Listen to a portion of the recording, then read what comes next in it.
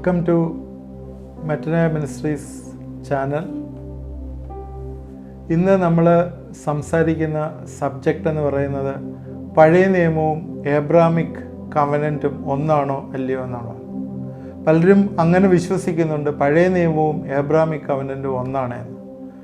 എന്നാൽ നിങ്ങൾ ശ്രദ്ധിക്കുക, ഇത് രണ്ടും ഒന്നല്ല, രണ്ടും വ്യത്യസ്തമാണ്. അതിനെക്കുറിച്ചാണ് ഇന്ന് സംസാരിക്കുന്നത്. ശ്രദ്ധയോടുകൂടി നിങ്ങളിത് അറ്റൻഡ് ചെയ്യുക. ഉൽപ്പത്തി പുസ്തകം 12-ാം അധ്യായത്തിൻ്റെ 1, 2, 3 വാക്യങ്ങളിലാണ് പഴയ നിയമത്തിൽ ദൈവം അബ്രഹാമിനോട് കൊടുക്കുന്ന കവനൻ്റ് എന്ന് പറയുന്നത്, നിത്യനിയമം. അത് ആദ്യം അദ്ദേഹത്തിനെ വിളിച്ചിരുന്നത് അബ്രാം എന്നായിരുന്നു. അബ്രാം എന്ന് വിളിച്ചിട്ട് പിന്നീട് ഉൽപ്പത്തി പുസ്തകം 17:5 അവൻ്റെ പേര് അബ്രഹാം എന്ന് മാറ്റുന്നത്.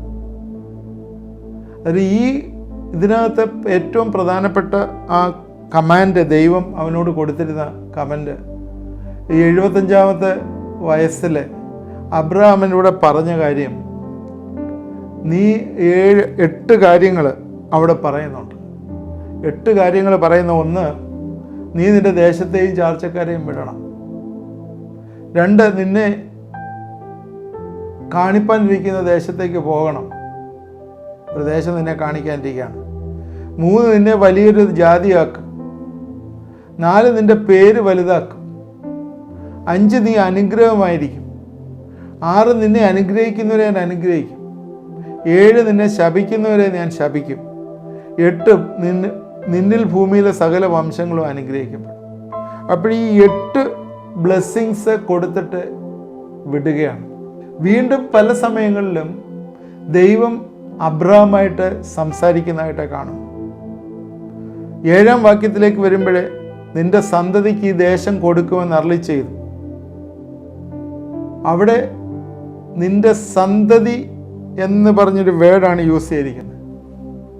അത് പ്രത്യേകം ശ്രദ്ധിക്കുക. സന്തതികൾക്കെന്നല്ല, ഒരു സിംഗുലർ നൗണാണ് അതിനകത്ത് പറയുന്നത്. It's a seed would give the land to the seed, സന്തതി. ഒറിജിനൽ ഹിബ്രുവിലും അത് സീഡ്സ് എന്നല്ല പറഞ്ഞിരിക്കുന്നത്, സീഡ് എന്നാണ്. അബ്രാമിൻ്റെ സീഡ്. അബ്രാമിൻ്റെ സീഡ് ആരായിരുന്നു?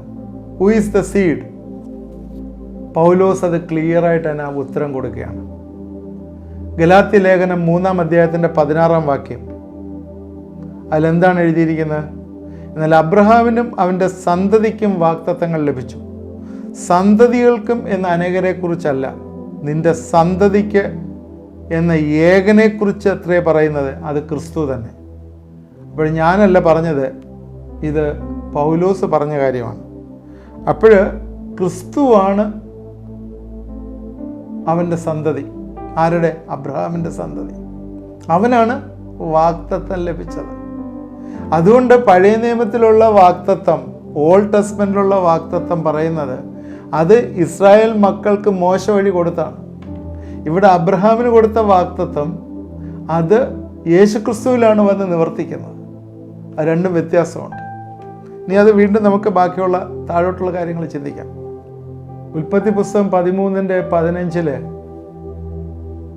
ലോത്ത് അബ്രഹാമിനെ വിട്ടുപോകുന്നു. പോയി കഴിഞ്ഞിട്ട് വീണ്ടും ദൈവം ഈ കവനൻ്റ് പുതുക്കുകയാണ് അബ്രഹാമിനോട്. അവനോട് പറയുന്നതാണ്, നീ ഇരിക്കുന്ന സ്ഥലത്ത് നിന്ന് വടക്കോട്ടും തെക്കോട്ടും കിഴക്കോട്ടും പടിഞ്ഞാറോട്ടും നോക്കുക.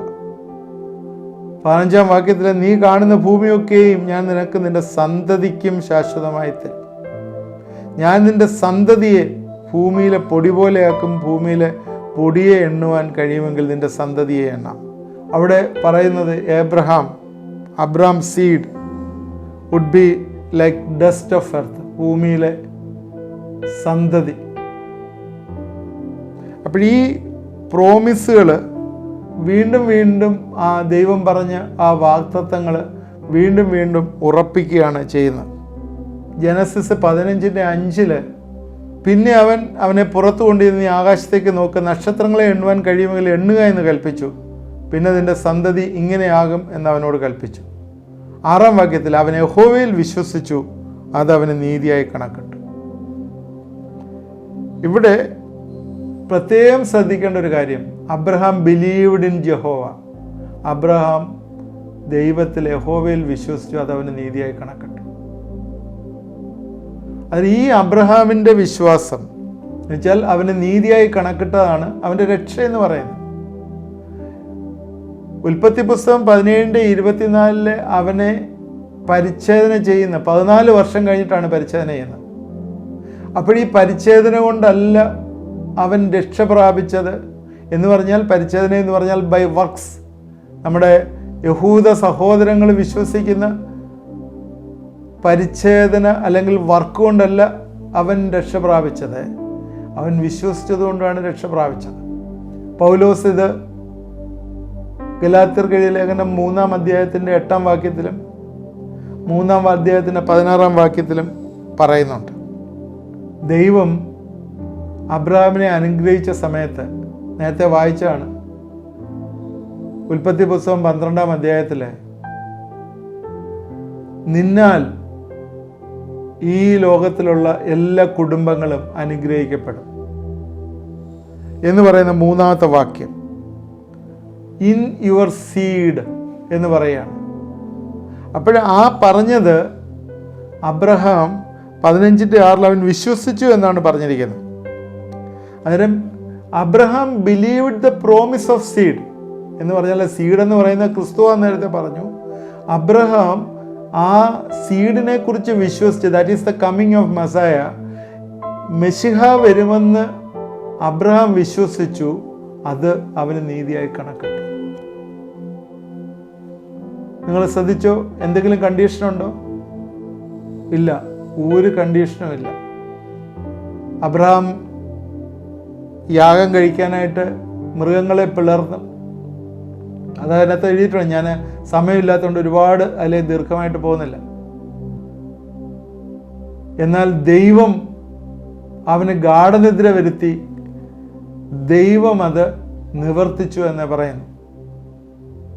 അപ്പോൾ fulfilment of promises depends only on God's faithfulness. ദൈവത്തിൻ്റെ വിശ്വസ്തത അനുസരിച്ചായിരുന്നു അബ്രഹാമിന് കൊടുത്ത പ്രോമിസ് എല്ലാം തന്നെ നിർവഹിക്കപ്പെട്ടത്. അത് പ്രവൃത്തി കൊണ്ടൊന്നുമല്ല, പ്രൊഫറ്റിക് പ്രോമിസസ് എല്ലാം തന്നെ ദൈവം നിവർത്തിക്കുകയാണ് ചെയ്തത്. അതുപോലെ തന്നെ പറഞ്ഞു, ദൈവം പറഞ്ഞു, നിന്റെ സന്തതി സ്വന്തമല്ലാതെ ദേശത്തെ 400 സംവത്സരം പ്രവാസികളായി ഇരുന്നു, ആ ദേശത്തെ സേവിക്കും. ഇങ്ങനെയുള്ള കാര്യങ്ങളൊക്കെ പറഞ്ഞ് അഡീഷണൽ ആയിട്ടുള്ള പ്രൊഫറ്റിക് പ്രോമിസസ് ആണ് പറയുന്നത്. Descendants will be strangers in the land not of yours theirs. അതുപോലെ ആയില്ലേ 400 വർഷം അവർ ഒപ്രസ്ഡായി. പുറപ്പാട് പുസ്തകത്തിനകത്ത് 3-ാം അധ്യായത്തിൽ അവർ പുറത്തു വരുന്നു, നേഷൻ്റെ പുറത്ത് വരുന്നു. 4ാമത്തെ ജനറേഷൻ 15:16 പറയുന്ന 4ാം തലമുറക്കാൾ ഇവിടേക്ക് മടങ്ങി വരും. 4ാമത്തെ ഒരു ജനറേഷൻ 100 വർഷം, 400 വർഷം കഴിയുമ്പോൾ അത് തിരിച്ചു വരും എന്ന് പറയുന്നു. അപ്പോഴേ നമ്മൾ ശ്രദ്ധിക്കേണ്ട കാര്യം, പുറപ്പാട് പുസ്തകം വരുമ്പോൾ 12 വരുമ്പോൾ 430 വർഷം എന്ന് പറയുന്നുണ്ട്. ഗലാത്യർ 3:17 430 വർഷം എന്ന് പറയുന്നുണ്ട്. ശരിക്കും എങ്ങനെയാണ് ഈ 400 430 ടാലി ആവുന്നതെന്ന് ചോദിച്ചാൽ, ഈ 30 വർഷത്തോളം ഇവർ ആരാണ്? ജേക്കബും യോസഫും ഒക്കെ അവിടെ താമസിച്ചു. എവിടെ? മിസ്രൈമിൽ പോയി താമസിച്ചു. അതോടെ കൂട്ടിയാണ് 430 വർഷം എന്ന് പറയുന്നത്. വീണ്ടും ദൈവം തൻ്റെ നിയമം, കവനൻ്റ്, ഉടമ്പടി ഐസക്കുമായിട്ട്, അബ്രഹാമിൻ്റെ മകൻ ഐസക്കുമായിട്ട് ഉറപ്പിക്കുന്നു. ഞാൻ നേരത്തെ ഒരു എപ്പിസോഡിൽ പറഞ്ഞിട്ടുണ്ട്, ആദ്യമായിട്ട് പുനരുത്ഥാനത്തിൽ വിശ്വസിച്ചതും അബ്രഹാമാണ്.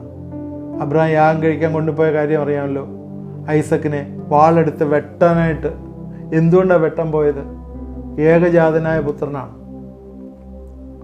അബ്രഹാം വിശ്വസിച്ചു, അവൻ മരിച്ചാലും അവനെ ഉയർപ്പിക്കാനായിട്ട് ദൈവത്തിന് കഴിയുമെന്ന് വിശ്വസിച്ചു. അതുകൊണ്ട് അബ്രഹാമിൻ്റെ കാര്യം പറയാൻ, അവനെ ഉയർത്തെഴുപ്പിൽ വിശ്വസിക്കുന്ന മനുഷ്യനായിരുന്നു അബ്രഹാം. അത് ഇടയ്ക്ക് ഞാൻ ഓർത്തപ്പം പറഞ്ഞു മാത്രമേ ഉള്ളൂ. എന്നാൽ ഈ കവനൻ്റ് 17:21 ഉൽപ്പത്തി പുസ്തകം 17:21 അത് അബ്രഹാമിൻ്റെ ആ കവനൻ്റ് ഇസാക്കിനോട് ഉറപ്പിക്കുന്നതായിട്ട് കാണും. അത് കഴിഞ്ഞിട്ട് ആ ലീനിയേജ് വരികയാണ്.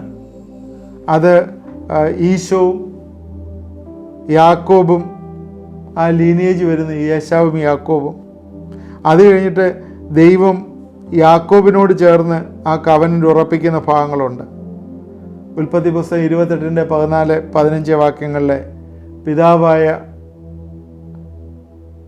അബ്രഹാമിനോടും ഇസാക്കിനോടും ഉറപ്പിച്ചതുപോലെ തന്നെ അവനോട് ഉറപ്പിക്കുകയാണ്, യാക്കോബിനോട് ഉറപ്പിക്കുകയാണ്.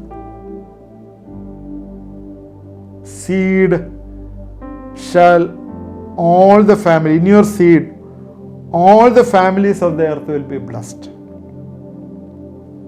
ഉൽപ്പത്തി പുസ്തകത്തിൽ തന്നെ യാക്കോബ് തിരിച്ച് 20 വർഷത്തിന് ശേഷം കനാനിലേക്ക് തിരിച്ചു വരുന്ന പദ്ദൻ അരാം എന്ന് പറഞ്ഞ സ്ഥലത്ത് വന്നു. ആ യാക്കോബിൻ്റെ പേര് ഇസ്രായേൽ എന്ന് മാറി. അങ്ങനെ ഈ കവനൻ്റ് അവൻ്റെ 12 മക്കളിലേക്കും 12 ട്രൈബ്സിലേക്ക് മാറുന്നതായിട്ട് കാണുന്നു. അതിൻ്റെ റെഫറൻസ്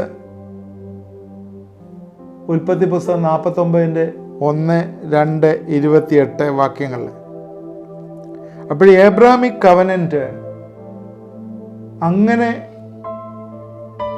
ഈ 12 ഗോത്രങ്ങളിലേക്ക് വരികയാണ്. എന്താണ് ഏബ്രാമിക് കവനൻ്റ്? ദൈവത്തിൻ്റെ വാഗ്ദത്തം എന്തായിരുന്നു? The seed. ഒന്ന് സീഡ്. എന്താണ് സീഡ്? യേശു ക്രിസ്തു.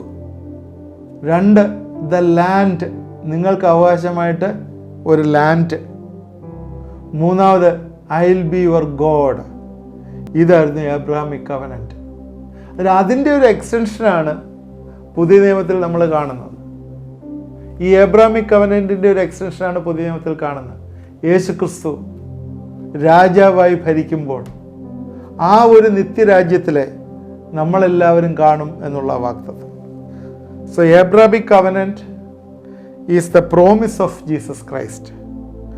Old covenant is the picture of Jesus Christ. New covenant is the person of Jesus Christ. Abrahamic covenant എന്ന് പറയുന്നത് യേശു ക്രിസ്തു എന്ന വാഗ്ദത്തത്തെക്കുറിച്ചാണ്. പഴയ കവനൻ്റ് എന്ന് പറയുന്നത്, പഴയ നിയമം എന്ന് പറയുന്നത് യേശുവിൻ്റെ ഒരു ഷാഡോ, ഒരു പിക്ചറാണ്. പുതിയ നിയമം എന്ന് പറയുന്നത് യേശു ക്രിസ്തു എന്ന വ്യക്തിയാണ്, പേഴ്സണാണ്. അപ്പോൾ ഈ 3 കവനൻ്റിനെ കുറിച്ച് നമുക്ക് ക്ലിയർ ആയിട്ടൊരു പിക്ചറായി. കഴിഞ്ഞ എപ്പിസോഡിൽ നിങ്ങൾ ഈ എപ്പിസോഡിൽ കഴിഞ്ഞ എപ്പിസോഡ് കാണാത്തവരാണ് ഇത് ശ്രദ്ധിക്കുന്നതെങ്കിൽ കഴിഞ്ഞ എപ്പിസോഡിലൂടെ കാണുക. ഓൾഡ് കവനൻ്റ് ന്യൂ കവനൻ്റ് തമ്മിലുള്ള വ്യത്യാസം അതിൽ പറയുന്നു. ഞാൻ എൻ്റെ വാക്കുകളെല്ലാം ക്രോഡീകരിച്ചു. നിങ്ങൾ ക്ലിയറായി മനസ്സിലായി എന്ന് വിചാരിക്കുന്നു. ഏബ്രാമിക് കവനൻ്റ് ഇന്ന് പലരും തെറ്റായിട്ട് പഠിച്ചു വെച്ചിട്ടുണ്ടെങ്കിൽ അത് നീ മാറ്റണം. Abrahamic covenant is not Mosaic covenant. Mosaic covenant is different from Abrahamic covenant. അതൊരു ഷാഡോ മാത്രമാണ് മെസ്സിയയുടെ. Abrahamic covenant is the promise. നിങ്ങളുടെ ക്വസ്റ്റ്യൻസ് എന്തെങ്കിലും ഉണ്ടെങ്കിൽ ആ ക്വസ്റ്റ്യൻ ബോക്സിൽ അതിനകത്ത് ഇടുക. നിങ്ങളുടെ പ്രെയർ റിക്വസ്റ്റുകൾ ആ വാട്സാപ്പ് നമ്പറിൽ അയച്ചു തരിക.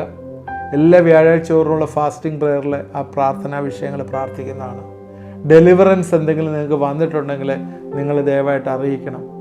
ഫോണിൽ കൂടെ പ്രെയർ റിക്വസ്റ്റ് അറിയിക്കാൻ ആഗ്രഹിക്കുന്നവർ രാത്രി 10 മണിക്ക് ശേഷം വിളിക്കുക.